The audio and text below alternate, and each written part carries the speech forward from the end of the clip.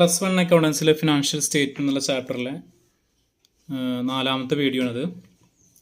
അപ്പോൾ നമ്മളിതുവരെ എന്തെല്ലാം പറഞ്ഞു? ഫിനാൻഷ്യൽ സ്റ്റേറ്റ്മെൻറ്റിൻ്റെ ഫോർമാറ്റ് പറഞ്ഞു, അതിൽ ഇൻക്ലൂഡ് ചെയ്യുന്ന ഐറ്റംസ് എന്താണെന്ന് പറഞ്ഞു. അത് വെച്ച് ട്രയൽ ബാലൻസ് വെച്ച് നമ്മൾ എന്ത് ചെയ്തു? ഒരു പ്രോബ്ലം ചെയ്തു. ഓക്കെ, അപ്പോൾ നമുക്കൊരു ഐഡിയ കിട്ടി, എങ്ങനെയാണ് അത് പ്രിപ്പയർ ചെയ്യുന്നൊരു ഐഡിയ കിട്ടി. പക്ഷേ ഇതിന് മുന്നത്തെ വീഡിയോയിൽ പറഞ്ഞ പോലെ ചുമ്മാ ട്രയൽ ബാലൻസ് തന്നിട്ട് നമുക്കൊരു സ്റ്റേറ്റ്മെൻറ്റ് ഫിനാൻഷ്യൽ സ്റ്റേറ്റ്മെൻറ്റ് തയ്യാറാക്കാനല്ല ചോദ്യം വരിക, വിത്ത് അഡ്ജസ്റ്റ്മെൻ്റ് ആണ് വരിക.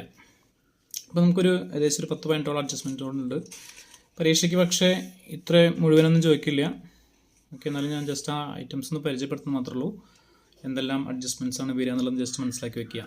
ഒന്നാമത്തത് closing stock, outstanding expenses, prepaid expense, income earned but not received, income received in advance, depreciation, bad ഡെപ്റ്റ്, provision for bad and doubtful debts, provision for discount on debtors, provision for discount on creditors, interest on capital, interest on drawings, deferred revenue expenditure, commission on profit, loss of goods by fire or accident, goods on sale or approval basis, reserve fund, goods distributed as free samples. ഇത്രയും adjustments ഉണ്ട്. ഇപ്പോൾ exam point of view നോക്കുകയാണെങ്കിൽ ഇതെല്ലാം കൂടി ഒരുമിച്ചൊന്നും വരില്ല. ഏതെങ്കിലും കുറച്ച് items മാത്രമാണ് ഐറ്റം ഉദ്ദേശിക്കുന്നത് അഡ്ജസ്റ്റ്മെൻറ്റ്സ് മാത്രമാണ് പരീക്ഷയ്ക്ക് ചോദിക്കാം. ഓക്കെ, അപ്പോൾ ഇന്ന് തൽക്കാലം ആദ്യത്തെ 5 എണ്ണം അഡ്ജസ്റ്റ്മെൻറ്റ്സ് എന്താണെന്ന് ജസ്റ്റ് ഒന്ന് ഡിസ്കസ് ചെയ്യാം.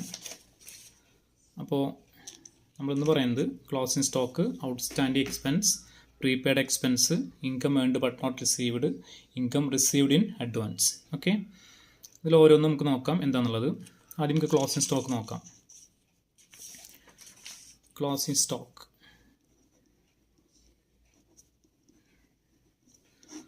കഴിഞ്ഞ വീഡിയോയിൽ നമ്മൾ ക്ലോസിംഗ് സ്റ്റോക്ക് എന്താ ചെയ്യാമെന്ന് ജസ്റ്റ് ഒന്ന് പറഞ്ഞിരുന്നു. ശ്രദ്ധിച്ചൊന്നും എനിക്കറിയില്ല. എന്താണ് ക്ലോസിംഗ് സ്റ്റോക്ക് ചെയ്യേണ്ടത്? ക്ലോസിംഗ് സ്റ്റോക്ക് എവിടെ തരിക? നമുക്ക് ട്രയൽ ബാലൻസിൻ്റെ ഉള്ളിൽ ഉണ്ടാവില്ല, പുറത്തായിരിക്കും ക്ലോസിംഗ് സ്റ്റോക്ക് തരിക. നമ്മളിത് 2 സ്ഥലത്ത് എടുക്കും. ഒന്ന് എവിടെ എടുക്കുക? ഒന്ന് അതെ, ട്രേഡിംഗ് അക്കൗണ്ടിൻ്റെ ക്രെഡിറ്റ് സൈഡ് എടുക്കും അല്ലേ. നമ്മൾ കഴിഞ്ഞ തവണ ചെയ്ത പ്രോബ്ലത്തിൽ ശ്രദ്ധിച്ചറിയാം. നമ്മൾ ക്ലോസിംഗ് സ്റ്റോക്ക് ഉണ്ടോ TBയിൽ തന്നിരുന്ന ക്ലോസിംഗ് സ്റ്റോക്ക് ഒന്ന് ഇവിടെ ട്രേഡിംഗ് അക്കൗണ്ടിൻ്റെ ക്രെഡിറ്റ് സൈഡ്, സെയിൽസ്, റിട്ടേൺ കുറച്ച് ഇവിടെ എഴുതും ക്ലോസിംഗ് സ്റ്റോക്ക്. പിന്നെ ഒരു സ്ഥലത്ത് കൂടി എഴുതും. അതെവിടെയാണ്? അതേ ക്ലോസിംഗ് സ്റ്റോക്ക് നമ്മൾ എവിടെയും കൂടി എഴുതും. അസറ്റ് സൈഡിൽ കറണ്ട് അസറ്റിൻ്റെ ചോടെ ക്ലോസിംഗ് സ്റ്റോക്ക് എഴുതും. ഓക്കെ, അപ്പോൾ ഈ 2 സ്ഥലത്താണ് നമ്മൾ എന്ത് ചെയ്യുന്നത്? ക്ലോസിംഗ് സ്റ്റോക്ക് എടുക്കേണ്ടത്. അതാണ് ക്ലോസിംഗ് സ്റ്റോക്ക് അഡ്ജസ്റ്റ് ചെയ്യേണ്ടത്. അങ്ങനെയാണ് ക്ലോസിംഗ് സ്റ്റോക്ക് അഡ്ജസ്റ്റ് ചെയ്യുക. അപ്പോൾ അത് പറഞ്ഞു കഴിഞ്ഞു. ഒന്ന് ട്രേഡിംഗ് അക്കൗണ്ടിൻ്റെ ഈ സൈഡിലാണ് ക്രെഡിറ്റ് സൈഡിൽ എടുക്കണം അല്ലേ. ഇവിടെ ക്ലോസിംഗ് സ്റ്റോക്ക് എഴുതുക, എമൗണ്ട് എഴുതുക. പിന്നൊന്ന് ബാലൻസ് ഷീറ്റിൻ്റെ അസറ്റ് സൈഡിൽ കറണ്ട് അസറ്റിന് അണ്ടറിലായിട്ട് ക്ലോസിംഗ് സ്റ്റോക്ക് എഴുതി. 2 സ്ഥലത്താണ് ക്ലോസിംഗ് സ്റ്റോക്ക് നമ്മൾ അഡ്ജസ്റ്റ് ചെയ്ത് എഴുതേണ്ടത്. ഓക്കെ, അത് കുറച്ച് എളുപ്പമാണ്, സിമ്പിളാണ്. യെസ്, ക്ലോസിംഗ് സ്റ്റോക്ക് കഴിഞ്ഞാൽ അടുത്ത ഏതാ? ക്ലോസിംഗ് സ്റ്റോക്ക് കഴിഞ്ഞാൽ അടുത്തത് ഔട്ട്സ്റ്റാൻഡിങ് എക്സ്പെൻസ് ആണ്. രണ്ടാമത് നമ്മൾ പറഞ്ഞത് ഔട്ട്സ്റ്റാൻഡിങ് എക്സ്പെൻസ് ആണ്. നമുക്ക് എന്താണ് ഈ ഔട്ട്സ്റ്റാൻഡിങ് എക്സ്പെൻസ് എന്ന് പറഞ്ഞാൽ? അതായത് നമുക്കുള്ളൊരു എക്സ്പെൻസ്, റെൻ്റ് ആവാം, അഡ്വർടൈസ്മെൻ്റ് ആവാം, അല്ലെങ്കിൽ ഇലക്ട്രിസിറ്റി ബില്ലാവാം, ഏതെങ്കിലും ഒരു എക്സ്പെൻസ്. ആ എക്സ്പെൻസ് എന്താണ്? നമുക്ക് ആ വർഷം ഒരു 25,000 ആണ് ആ ഒരു എക്സ്പെൻസ് ഉണ്ടാവുമെന്ന് കരുതുക. ഓക്കെ, അതിൽ നമ്മൾ ഒരു 20,000 രൂപയാണ് എന്താണ് നമുക്ക് ചിലവായിട്ടുള്ളൂ, അല്ലെങ്കിൽ നമ്മളത് മെറ്റ് ചെയ്തിട്ടുള്ളൂ അല്ലേ. ഓക്കെ, ഒരു 5,000 കൂടി എന്തുണ്ട് നമ്മൾ കൊടുക്കാനുണ്ട്. ഓക്കെ, നമുക്കൊരു അല്ലെങ്കിൽ റെൻ്റ് എടുക്കുക ഫോർ എക്സാമ്പിൾ. ഓക്കെ, നമ്മൾ റെൻ്റ് എന്നുണ്ട്, നമുക്കൊരു വർഷത്തെ റെൻറ്റ് വരുന്നത് 25,000 റുപ്പീസ് എന്ന് കരുതുക. അതിൽ നമ്മൾ റെൻ്റായിട്ട് എത്ര കൊടുത്തിട്ടുള്ളൂ? 20,000 രൂപയാണ് റെൻ്റായിട്ട് കൊടുത്തിട്ടുള്ളൂ അല്ലേ. അത് ബാക്കി എന്ത് കൊടുക്കാനുണ്ട്? 5,000 രൂപ കൂടി കൊടുക്കാനുണ്ട്. ഈ കൊടുക്കാനുള്ള ഈ എമൗണ്ട് ആണെന്ത്? ഔട്ട്സ്റ്റാൻഡിങ് എക്സ്പെൻസ് ആയിട്ട് നമ്മൾ എടുക്കുക. ഇപ്പോൾ ഇവിടെ ഔട്ട്സ്റ്റാൻഡിങ് എത്ര? റെൻ്റ് എത്ര ഔട്ട്സ്റ്റാൻഡിങ്? 5,000 റുപ്പീസ് റെൻ്റ് ഔട്ട്സ്റ്റാൻഡിങ് ആണ്. ഓക്കെ, അപ്പോൾ നമ്മൾ ചെയ്യേണ്ടത് അപ്പോൾ ഞാൻ പറഞ്ഞല്ലോ, അപ്പോൾ നമ്മൾ ധാരാളം അഡ്ജസ്റ്റ്മെൻറ്റ്സ് ഉണ്ട്, 10-15 അഡ്ജസ്റ്റ്മെൻറ്റ്സ് ഉണ്ട്. ഇതെല്ലാം പഠിക്കുമ്പോൾ ആദ്യം മനസ്സിലാക്കേണ്ടത് അതിൻ്റെ അഡ്ജസ്റ്റ്മെൻറ്റ് എൻട്രി എന്താണെന്നുള്ളതാണ്. ഓക്കെ, പരീക്ഷയ്ക്ക് ചോദിക്കാറുണ്ട് ഓരോ അഡ്ജസ്റ്റ്മെൻറ്റിൻ്റെയും എൻട്രി എന്തെന്ന് വരെ ചോദിക്കും. അപ്പോൾ അത് നമ്മൾ എന്ത് ചെയ്യണം, അറിയണം. ഓക്കെ, അതുപോലെ ഈ അഡ്ജസ്റ്റ്മെൻറ്റ് ടു ഫോൾഡ് എഫക്റ്റ് എന്താ, അത് 2 അക്കൗണ്ടിൽ വരും. 2 അക്കൗണ്ട് ഉദ്ദേശിക്കുന്നത് ഒന്ന് trading and profit and loss അക്കൗണ്ടിനെയും ബാലൻസ് ഷീറ്റിനെയും ഈ അഡ്ജസ്റ്റ്മെൻറ്റ്സ് എങ്ങനെയാണ് എഫക്റ്റ് ചെയ്യാമെന്ന് മനസ്സിലാക്കണം. ഓക്കെ, അതാണ് പഠിച്ചു വയ്ക്കേണ്ടത്. ഓരോ അഡ്ജസ്റ്റ്മെൻറ്റിലും അതാണ് പഠിച്ചു വയ്ക്കേണ്ടത്. അതിൻ്റെ അഡ്ജസ്റ്റിംഗ് എൻട്രി എന്താണ്, അതുപോലെ തന്നെ ആ അഡ്ജസ്റ്റ്മെൻറ്റ് നമ്മുടെ trading and profit and loss അക്കൗണ്ടിലും അതുപോലെ തന്നെ ബാലൻസ് ഷീറ്റിലും എങ്ങനെയാണ് അഡ്ജസ്റ്റ് ചെയ്യേണ്ടതെന്നുള്ളത് കൂടി പഠിച്ചു വയ്ക്കണം. ഞാൻ ഔട്ട്സ്റ്റാൻഡിംഗ് എക്സ്പെൻസുള്ള കാര്യം നമുക്ക് മനസ്സിലായി. നമുക്കുള്ളൊരു എക്സ്പെൻസ് നമ്മളെന്താണ് കുറച്ച് പേ ചെയ്തിട്ടുണ്ട്, പക്ഷേ കുറച്ച് എന്താണ് പേ ചെയ്തിട്ടില്ല. പേ ചെയ്യാത്ത ആ പോർഷനാണെന്ത് ഔട്ട്സ്റ്റാൻഡിംഗ് ആയിട്ട് വരും. ഞാൻ പറഞ്ഞു കഴിഞ്ഞ എക്സാമ്പിൾ 25,000 ആണ് നമ്മുടെ ഒരു വർഷത്തെ റെൻറ്റ് എങ്കിൽ, നമ്മൾ റെൻ്റ് ആൻഡ് എക്സ്പെൻസ് ആണല്ലോ, അതിൽ 20,000 എന്താണ് നമ്മൾ പേ ചെയ്തിട്ടുണ്ട്, ബാക്കി 5,000 പേ ചെയ്യാത്തുണ്ട്. ആ പേ ചെയ്യാത്ത പോർഷനാണ് ഔട്ട്സ്റ്റാൻഡിംഗ് റെൻറ്റ്. ജനറലായിട്ട് പറയാനില്ല ഔട്ട്സ്റ്റാൻഡിംഗ് എക്സ്പെൻസ് ഏത് എക്സ്പെൻസ് ആണോ അത്. ഞാൻ റെൻ്റ് എക്സാമ്പിൾ പറഞ്ഞു മാത്രമേ ഉള്ളൂ. അതിനിപ്പോൾ എന്തെങ്കിലും ഇൻട്രസ്റ്റ് കൊടുക്കുകയാണെങ്കിൽ എന്താണ് ഔട്ട്സ്റ്റാൻഡിംഗ് ഇൻട്രസ്റ്റ് ആവാം അല്ലേ, അല്ലെങ്കിൽ ഇലക്ട്രിസിറ്റി ബില്ലാണെങ്കിൽ ഔട്ട്സ്റ്റാൻഡിംഗ് ഇലക്ട്രിസിറ്റി ബിൽ എന്ന് വേണമെങ്കിൽ പറയാം. എന്താണെങ്കിലും ഏത് എക്സ്പെൻസ് ആണെങ്കിൽ ആ എക്സ്പെൻസിൻ്റെ പേര് വെച്ച് പറയാം. ഓക്കെ, ഇനി അത് നമ്മൾ ചിലപ്പോൾ ഔട്ട്സ്റ്റാൻഡിംഗ് എക്സ്പെൻസ് ഉള്ള എന്താ പറയുക പേര് തന്നെ ആവണമെന്നില്ല. ചിലപ്പോൾ ഇങ്ങനെ ക്വസ്റ്റ്യൻ പേപ്പറിൽ കാണാറുണ്ട്, ഡ്യൂ, അതായത് ഡ്യൂ ബട്ട് നോട്ട് പെയ്ഡ്. കണ്ടോ, ഡ്യൂ ആയിട്ടുണ്ട് പക്ഷെ നമ്മളൊന്നുമില്ല കൊടുത്തിട്ടില്ല അല്ലേ, കൊടുത്തിട്ടില്ല ബട്ട് നോട്ട് പെയ്ഡ്, ആ കൊടുക്കാത്ത പോർഷനാണ് അല്ലേ. അപ്പം ഞാൻ പറയുന്നത് ക്വസ്റ്റ്യൻ പേപ്പറിൽ നിങ്ങൾ എന്ത് ചെയ്യണം, ഔട്ട്സ്റ്റാൻഡിംഗ് എക്സ്പെൻസ് ഉള്ള വാക്ക് മാത്രം അന്വേഷിച്ചിട്ട് അഡ്ജസ്റ്റ്മെൻറ്റ് ആ വാക്ക് മാത്രം പഠിച്ചു വെച്ചിട്ട് എക്സാം എഴുതാൻ പോയി കഴിഞ്ഞാൽ നമുക്ക് എന്താണ് ചിലപ്പോൾ കിട്ടിക്കൊള്ളുന്നില്ല. ആ കോൺസെപ്റ്റ് എന്താണെന്ന് മനസ്സിലാക്കുക. ചിലപ്പോൾ അവിടെ ഇങ്ങനെയും കാണാറുണ്ട് ഡ്യൂ ബട്ട് നോട്ട് പെയ്ഡ് അല്ലെങ്കിൽ ഔട്ട്സ്റ്റാൻഡിംഗ് എക്സ്പെൻസ് എന്ന് കാണുമ്പോൾ അത് മനസ്സിലാക്കേണ്ടത് ഔട്ട്സ്റ്റാൻഡിംഗ് എമൗണ്ട് ആണെന്ന് മനസ്സിലാക്കുക. ഓക്കെ, ശരി. ഇനി അതിൻ്റെ അഡ്ജസ്റ്റ്മെൻറ്റ് എൻട്രി എന്താ വരും നോക്കാം. അതിൻ്റെ അഡ്ജസ്റ്റ്മെൻറ്റ് എൻട്രി എങ്ങനെ വരിക, ഞാൻ ഫോർ എക്സാമ്പിൾ ഇപ്പോൾ റെൻറ്റ് എടുക്കാമായിരിക്കാം. ഞാൻ റെൻ്റാണല്ലോ നേരത്തെ എക്സാമ്പിൾ പറഞ്ഞത്. അപ്പോൾ എൻ്റെ എന്താ അഡ്ജസ്റ്റ്മെൻറ്റ് എൻട്രി വരിക, rent account debtor to outstanding rent. Okay, rent account debtor to outstanding rent, അതായത് ഏത് എക്സ്പെൻസ് ആണോ ഔട്ട്സ്റ്റാൻഡിംഗ് ആയിട്ടുള്ളത് അതിൻ്റെ. ഇപ്പോൾ റെൻ്റാണെങ്കിൽ റെൻ്റ് എന്നാണെങ്കിൽ അത് ആ പേര് വെച്ച് പറയാം. അപ്പോൾ rent account debtor to outstanding rent. Amount കൂടെ എത്രയാണ്, 5,000 അല്ലേ പറഞ്ഞത്, ഔട്ട്സ്റ്റാൻഡിംഗ് എമൗണ്ട് 5,000 അല്ലേ. അപ്പോൾ അതാണ് എൻ്റെ അഡ്ജസ്റ്റിംഗ് എൻട്രി വരിക. അതായത് എക്സ്പെൻസ് ഏത് എക്സ്പെൻസ് ആണെങ്കിൽ ആ expense account debtor to outstanding expense. Rent ആണെങ്കിൽ റെൻറ്റ്, ഇൻട്രസ്റ്റ് ആണെങ്കിൽ ഇൻട്രസ്റ്റ്, എന്താണെങ്കിലും അത്. ഓക്കെ, അപ്പോൾ അതാണ് അതിൻ്റെ എന്ത് അഡ്ജസ്റ്റിംഗ് എൻട്രി വരിക. ഇനി ഇതിൻ്റെ ടു ഫോൾഡ് എഫക്റ്റ് എന്ന് പറഞ്ഞാൽ ഇത് എങ്ങനെയാണ് trading and profit and loss അക്കൗണ്ടിനെയും അതുപോലെ ബാലൻസ് ഷീറ്റിനെയും അല്ലെങ്കിൽ അവിടെ എങ്ങനെയാണ് അഡ്ജസ്റ്റ് ചെയ്യാമെന്ന് നമ്മൾ മനസ്സിലാക്കി വെക്കണം. ഓക്കെ, അപ്പോൾ നമുക്ക് നോക്കാം. ഇപ്പോൾ ഇത് ഈ പറഞ്ഞ എക്സ്പെൻസ് നമ്മൾ അറിയാമല്ലോ, നമുക്ക് എക്സ്പെൻസ് 2 തരത്തിലുണ്ട്. ഒന്ന് എന്താ ഡയറക്റ്റ് എക്സ്പെൻസ് ഉണ്ട്, ഇൻഡയറക്റ്റ് എക്സ്പെൻസ് ഉണ്ട്. ഡയറക്റ്റ് എക്സ്പെൻസിനും ഔട്ട്സ്റ്റാൻഡിംഗ് വരാം, ഇൻഡയറക്റ്റിനും ഔട്ട്സ്റ്റാൻഡിംഗ് വരാം. ഡയറക്റ്റിനാണ് ഔട്ട്സ്റ്റാൻഡിംഗ് വന്നെങ്കിൽ അത് എന്താ പറയുക ട്രേഡിംഗ് അക്കൗണ്ടിലും, ഇൻഡയറക്റ്റിനാണ് ഔട്ട്സ്റ്റാൻഡിംഗ് വന്നെങ്കിൽ അത് പ്രോഫിറ്റ് ആൻഡ് ലോസ് അക്കൗണ്ടിലാണ് എഴുതേണ്ടത്. ഓക്കെ, നമുക്ക് അങ്ങനെ എഴുതാം. വേജ് ഒരു എക്സാമ്പിൾ പറയാം. വേജ് ഔട്ട്സ്റ്റാൻഡിംഗ് ഒരു 500 രൂപ വേജ് ഔട്ട്സ്റ്റാൻഡിംഗ് ഉണ്ടെന്ന് കരുതുക. ഓക്കെ, അപ്പോൾ നമ്മൾ എങ്ങനെ എഴുതുന്നുണ്ടെന്ന് അറിയോ, ഈ ഔട്ട്സ്റ്റാൻഡിംഗ് എമൗണ്ട് ഉണ്ടല്ലോ, നമുക്ക് എന്ത് ചെയ്താൽ വേജ് ഡയറക്റ്റ് അല്ലേ. അപ്പോൾ നമ്മൾ എന്ത് ചെയ്യണം, ട്രേഡിംഗ് അക്കൗണ്ട് തയ്യാറാക്കുമ്പോൾ നമ്മൾ ആദ്യം എന്ത് ചെയ്യും, ഇവിടെ ഓപ്പണിംഗ് സ്റ്റോക്ക് എഴുതും അല്ലേ, പിന്നെ പർച്ചേസ് റിട്ടേൺ കുറയ്ക്കും, എന്നിട്ട് ഡയറക്റ്റ് എക്സ്പെൻസ് അവിടെയാണ് നമ്മൾ എന്ത് എഴുതുക, വേജ് എഴുതുക. അപ്പോൾ വേജ് എന്ന് പറഞ്ഞിട്ട് ട്രേഡ് ബാലൻസിൽ കൊടുത്തിരിക്കുന്ന എമൗണ്ട് ആയിരിക്കും. ഓക്കെ, നമ്മൾ പേ ചെയ്ത എമൗണ്ട് അല്ലേ, അതിപ്പോൾ ഒരു 5,000 ആണെന്ന് വിചാരിക്കുക, അതവിടെ എഴുതുക. അതിൻ്റെ കൂടെ എന്ത് ആഡ് ചെയ്യുക, ഈ ഔട്ട്സ്റ്റാൻഡിംഗ് എമൗണ്ട് എത്രയാണോ അത് ആഡ് ചെയ്യുക. ഓക്കെ, വേജ് ടി ബിയിലുള്ള എമൗണ്ട് അവിടെ എഴുതുക, ട്രയൽ ബാലൻസുള്ള എമൗണ്ട് അവിടെ എഴുതാൻ ശേഷം ചെയ്യണം പ്ലസ് വേജ് ഔട്ട്സ്റ്റാൻഡിംഗ് എത്ര 500 ആണെങ്കിൽ എത്ര എമൗണ്ട് എത്ര എഴുതുക, ആഡ് ചെയ്തിട്ട് ഔട്ടർ കോളത്തിലേക്ക് രണ്ടും കൂട്ടി എഴുതുക. Okay, yes. ഇനി ഇതെന്ത് എവിടെ വരും, ബാലൻസ് ഷീറ്റിൽ എവിടെ വരും, ബാലൻസ് ഷീറ്റിൽ ലൈബിലിറ്റി സൈഡിൽ നമ്മൾ കൊടുക്കാനുള്ളതല്ലേ അല്ലേ, അപ്പോൾ നമ്മുടെ ബാധ്യത അല്ലേ. ഓക്കെ, അപ്പോൾ എന്ത് ചെയ്യണം? ബാലൻസ് ഷീറ്റ് ലയബിലിറ്റി സൈഡിൽ കറണ്ട് ലയബിലിറ്റിയുടെ താഴെ എന്ത് ചെയ്യണം? ഔട്ട്സ്റ്റാൻഡിങ് വേജ് എന്ന് പറഞ്ഞിട്ട് 500 രൂപ എഴുതണം. ഇതാണ് ചെയ്യേണ്ടത്. മനസ്സിലായല്ലോ? അതായത് ഞാൻ വേണമെങ്കിൽ ഒന്നുകൂടി പറയാം.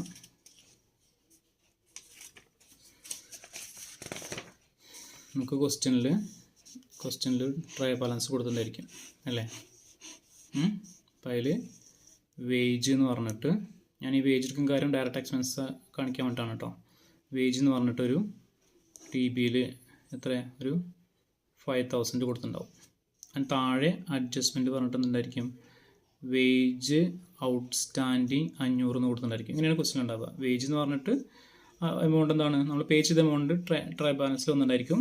അത് കൂടാണ്ട് അഡീഷണൽ ഇൻഫർമേഷനിൽ വേജ് ഔട്ട്സ്റ്റാൻഡിങ് എന്നോ അല്ലെങ്കിൽ wage due but not paid എന്നോ എന്ന് പറഞ്ഞിട്ട് എന്തായിരിക്കും? ഔട്ട്സ്റ്റാൻഡിങ് എമൗണ്ട് പുറത്തു കൊടുത്തിട്ടുണ്ടായിരിക്കും.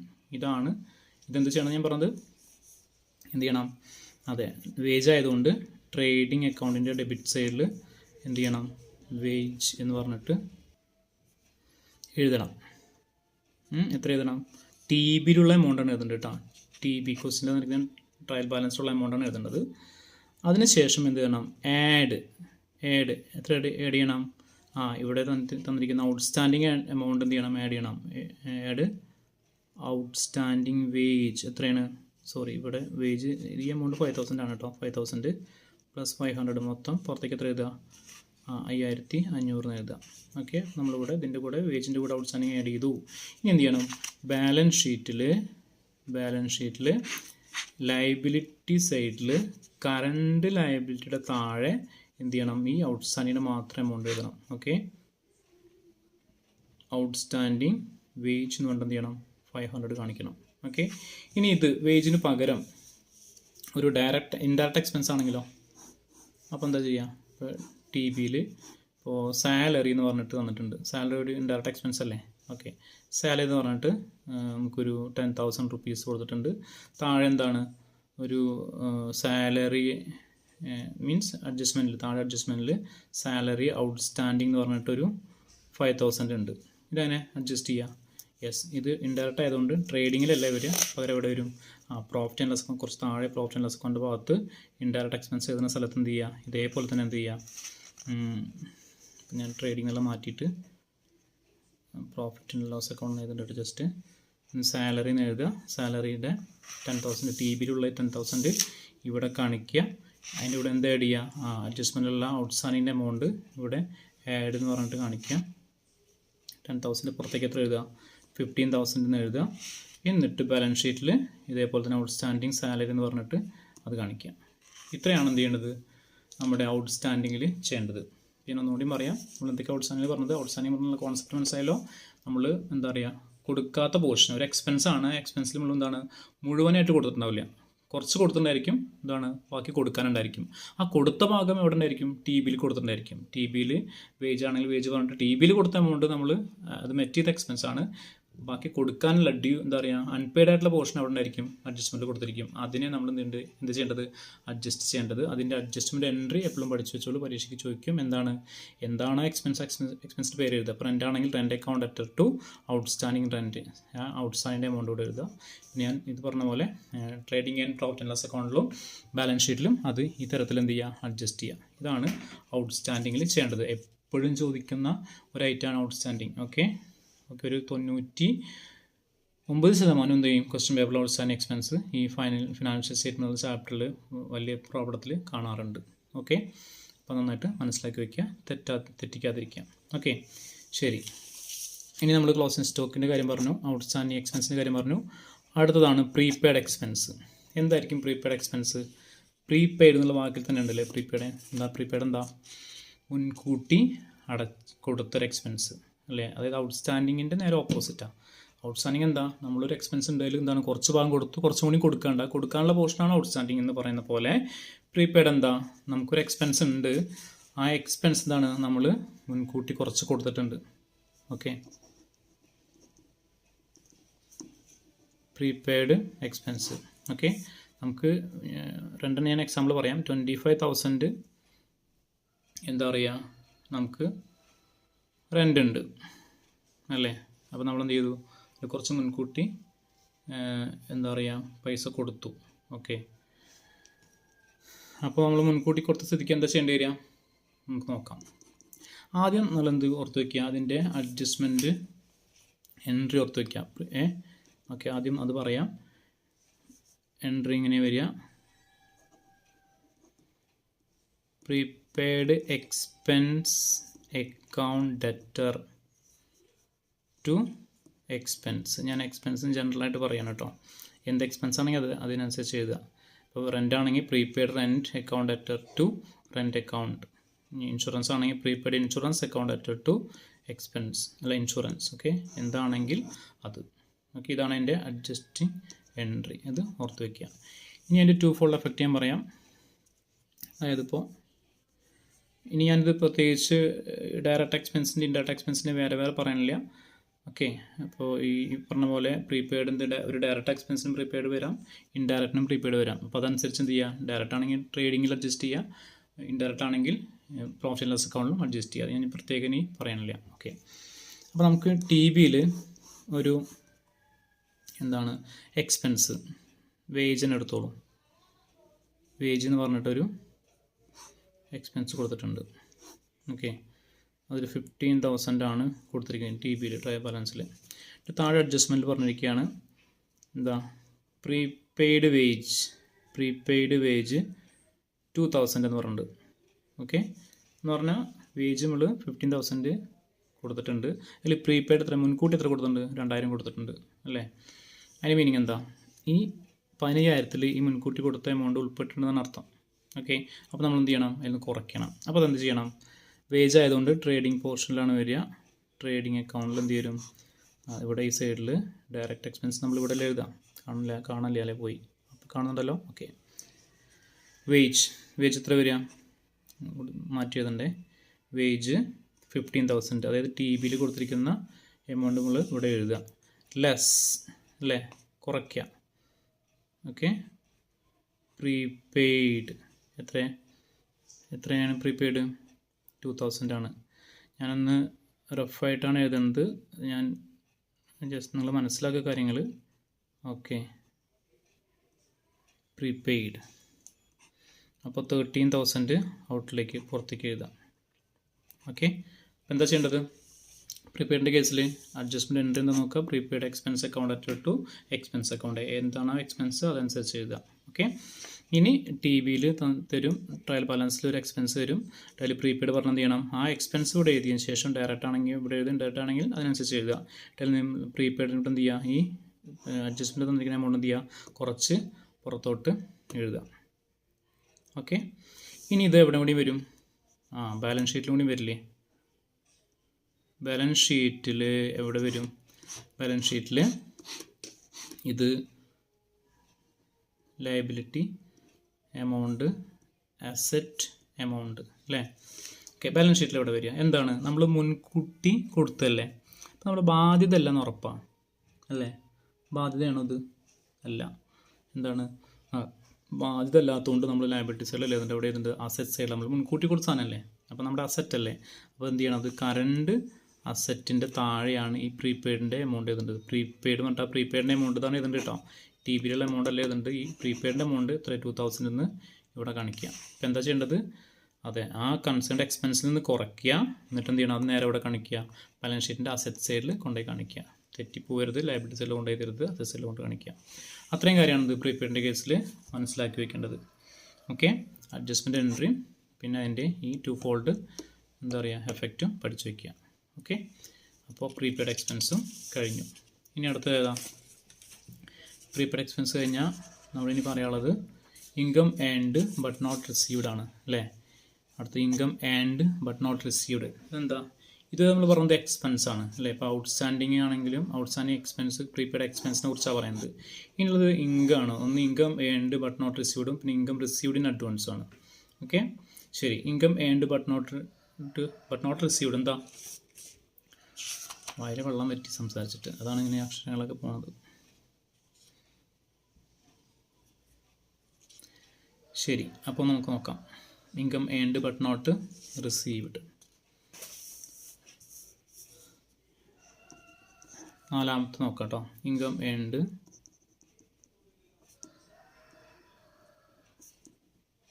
But not received. എന്താണ് income earned but not received? നമ്മളൊരു ഇൻകം ഏൺ ചെയ്തിട്ടുണ്ട്, പക്ഷേ അത് നമ്മുടെ കയ്യിൽ ഇൻകം കിട്ടിയിട്ടില്ല. നമ്മൾ പണിയെടുത്തിട്ടുണ്ട്, പക്ഷേ പണിയെടുത്തതിൻ്റെ പൈസ നമ്മുടെ കയ്യിൽ കിട്ടിയിട്ടില്ല. അതാണ് ഈ income earned but not received എന്ന് പറയുന്നത്. ഓക്കെ, ശരി. അപ്പോൾ അതെങ്ങനെയായിരിക്കും ഉണ്ടാവുക, അല്ലെങ്കിൽ എന്താ നമ്മൾ ചെയ്യേണ്ടത്? അതിൻ്റെ അഡ്ജസ്റ്റ്മെൻറ്റ് എൻട്രി എന്താണ്? Income earned but not received നമുക്ക് വേണമെങ്കിൽ ആദ്യം അതിൻ്റെ അഡ്ജസ്റ്റ്മെൻറ്റ് എൻട്രി പറയാം അല്ലേ.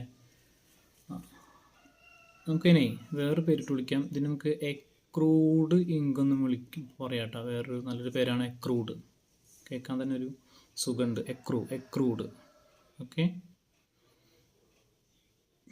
Accrued income. അപ്പോൾ ഞാൻ പറയുന്നത് എക്രൂഡ് ഇൻകം എന്നായിരിക്കും ചിലപ്പോൾ പേരുണ്ടാവുക. അതല്ലെങ്കിൽ income earned but not received എന്ന് പറഞ്ഞാലും എന്താണ്, സെയിം ആണ്. ഓക്കെ, ഇനി നമുക്ക് അതിൻ്റെ അഡ്ജസ്റ്റ്മെൻറ്റ് എൻട്രി നോക്കി നോക്കാം. ഇങ്ങനെയാണ് എൻട്രി വരിക. Accrued income account debtor to എന്താ ആ ഇൻകം എന്താണെങ്കിൽ അത്. Okay, accrued income account debtor to income എന്ന് പറഞ്ഞാൽ ഇപ്പോൾ റെൻ്റ് ആണെങ്കിൽ എന്താ പറയുക, accrued rent account debtor to rent account. അല്ലെങ്കിൽ ഇൻട്രസ്റ്റ് ആണെങ്കിൽ accrued interest account debtor to interest account. അങ്ങനെ ഇതാണ് എൻ്റെ അഡ്ജസ്റ്റ്മെൻറ്റ് എൻട്രി. നമുക്കതിൻ്റെ 2 ഫോൾഡ് എഫക്റ്റ് നോക്കി വെക്കാം. എന്താ ചെയ്യേണ്ടത് നോക്കാം. അപ്പോൾ ട്രയൽ ബാലൻസിൽ ഇൻകം ആയതുകൊണ്ട് എവിടെ വരിക? ഇപ്പോൾ ഒരു കമ്മീഷൻ എഴുതിയിട്ടുണ്ട് കേട്ടോ. നമുക്ക് കമ്മീഷൻ കിട്ടി. ഓക്കെ, ഇങ്കല്ലേ, ഡെബിറ്റ് ക്രെഡിറ്റ്. ഞാൻ പറഞ്ഞു ഇങ്കൊക്കെ ക്രെഡിറ്റിലാണ് വരിക കേട്ടോ. ഓക്കെ, ശരി. ഒരു കമ്മീഷൻ, ഒരു 5000 കമ്മീഷൻ. ഓക്കെ, എന്നിട്ടെന്താണ് താഴെ അഡ്ജസ്റ്റ്മെൻറ്റ് പറയും. കമ്മീഷൻ എക്രൂഡ് 2000 അല്ലേ, അങ്ങനെ കൊടുക്കുക. അപ്പോൾ ഇതാണ് എക്രൂഡ് കമ്മീഷൻ എന്ന് പറഞ്ഞ സാധനം, 2000. ഇത് നമ്മൾ എന്ത് ചെയ്യണം? നമ്മളെന്ത് തയ്യാറാക്കും?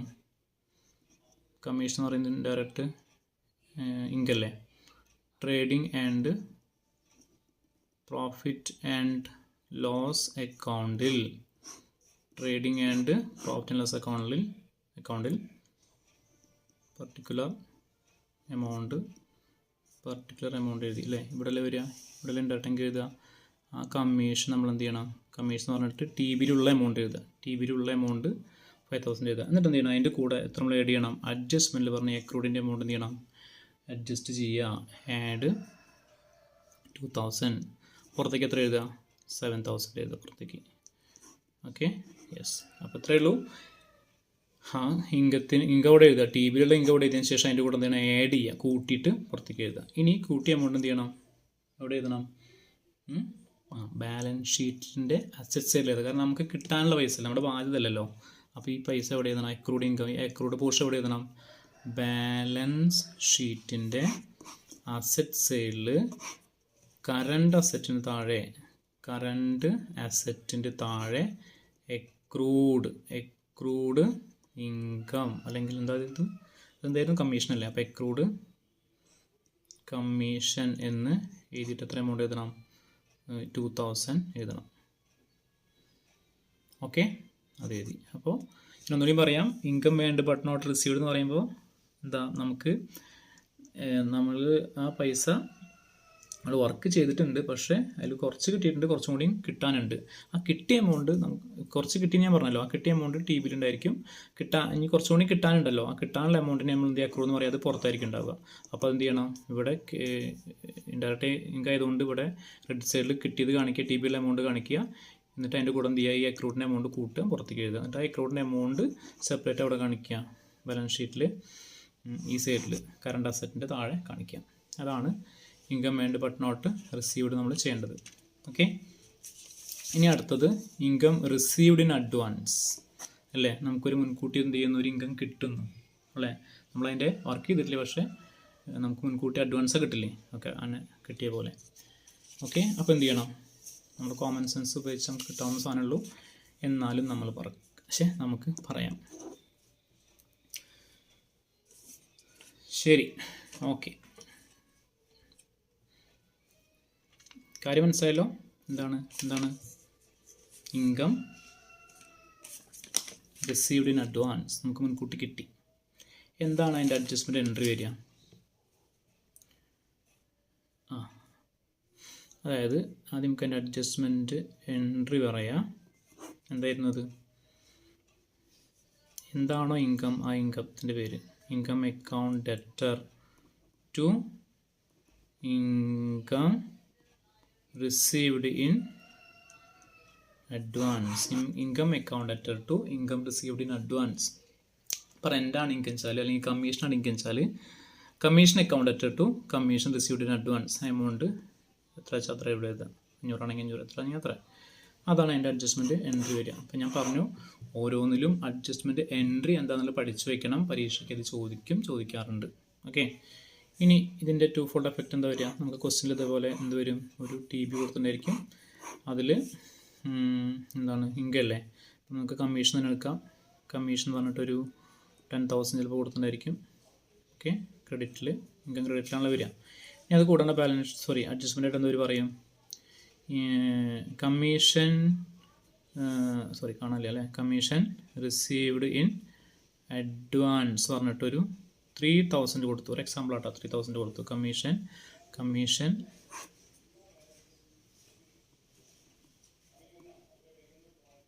റിസീവ്ഡ് ഇൻ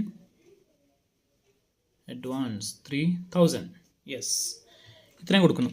ഓക്കെ, അപ്പോൾ നമ്മൾ എന്ത് ചെയ്യണം? അതെ, ട്രേഡിംഗ് ആൻഡ് പ്രോഫിറ്റ് ആൻഡ് വീണ്ടും കാണാമല്ലോ, trading and profit and loss account വരച്ചിട്ട് എന്ത് ചെയ്യണം? കമ്മീഷൻ ഇൻഡയറക്റ്റ് എക്സ്പെൻസ് ആണല്ലോ, ട്രേഡിങ്ങിൻ്റെ എല്ലാം ഇവിടെ വരും അല്ലേ. പ്രോഫിറ്റ് ആൻഡ് ലോസ് അക്കൗണ്ട് ഈ ഭാഗത്തായിട്ടാണ് വരിക. നമുക്കിവിടെ കമ്മീഷൻ കൊടുക്കാം. കമ്മീഷൻ ഇത്ര ഇവിടെ കൊടുത്തിരിക്കുന്ന എമൗണ്ട് എഴുതുക 10,000. അതിൽ നിന്ന് കൂട്ടണോ കുറയ്ക്കണോ? കമ്മീഷൻ റിസീവ്ഡ് ഇൻ അഡ്വാൻസ്, നമുക്ക് മുൻകൂട്ടി പൈസയാണ് അല്ലേ, മുൻകൂട്ടി കിട്ടിയ പൈസ അല്ലേ, അഡ്വാൻസ് ആയിട്ട് കിട്ടിയ പൈസ അല്ലേ. അപ്പോൾ ആ അഡ്വാൻസായി കിട്ടിയ പൈസ ഇതിൽ ഇൻക്ലൂഡ് ആയിട്ടുണ്ടായിരിക്കും അല്ലേ. അപ്പം എന്ത് ചെയ്യുന്നത്? അതിൽ കുറയ്ക്കണം. ലെസ് റിസീവ്ഡ് കമ്മീഷനോട് എഴുതുക. Less received in advance. എത്രയാണ് അഡ്വാൻസ് കിട്ടി? 3,000 അല്ലേ. ആ 3,000 ഇവിടെ കുറയ്ക്കുകയാണ്. ഇവിടെ കുറച്ച് പുറത്തേക്ക് എത്ര എഴുതുക? 7,000 എഴുതുക. ഓക്കെ. ഇനി ഈ എമൗണ്ട് എന്ത് ചെയ്യണം? എവിടെ വരിക?